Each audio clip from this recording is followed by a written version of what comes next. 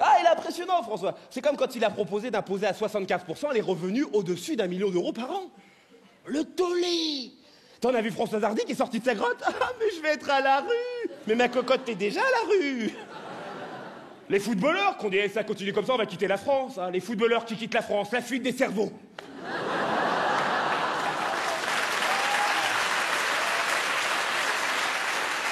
Et puis alors là, début de l'année, nous on était tranquillement en train de digérer des fêtes de fin d'année. Qu'est-ce qu'il nous fait François, tout seul comme ça? Je fais la guerre. T'es même au Figaro, il terminait la galette. Attends, non mais il y a Hollande qui a parlé.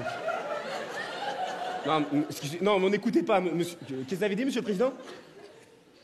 Je fais la guerre. Avec qui?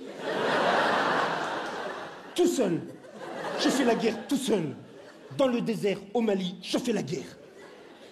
Et le pire, c'est que ça marche. Ils ont repoussé les djihadistes au nord du Mali. Mais imaginez la gueule qu'ils font à Al-Qaïda ou à Acmi.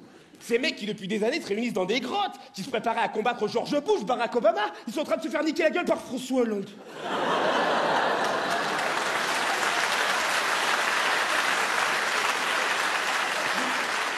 Je vais tous vous tuer, tous. Je vais vous massacrer. Et alors, il revient en France, il regarde les sondages, il voit qu'il est au sous-sol de la popularité. Il se dit, tiens, je vais renouer le contact avec les Français. Quelle glorieuse idée il a. Il va dormir à Dijon. Mais quel est le conseiller qui lui a dit, écoutez, monsieur le président, je sais très bien ce qu'il faut pour remonter dans les sondages.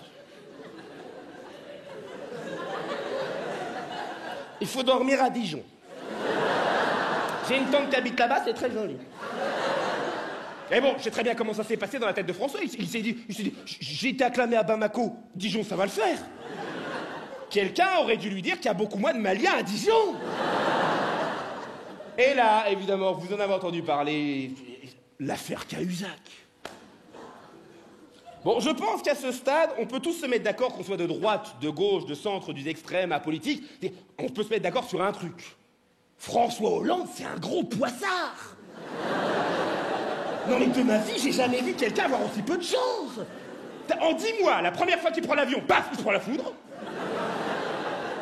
Il veut lancer le président normal, paf, c'est sa grognasse qui envoie des tweets. Il veut moraliser la politique Cahuzac. Non mais le mec est maudit. Là, je sais pas s'il croit en Dieu, mais Dieu croit pas en lui. Hein. Ah.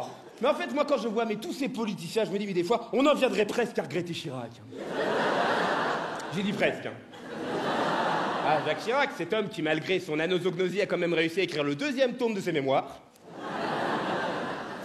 Alors ça, c'est un miracle que même la médecine ne peut pas expliquer. Et franchement, pour conclure, entre Chirac qui oublie des trucs, Valéry Giscard d'Estaing qui les invente, oui, je me suis tapé les Didi, et Mitterrand qui nous les cachait, un Mitterrand qui a tellement menti aux Français que même le lieu où on honore sa mémoire s'appelle Jarnac.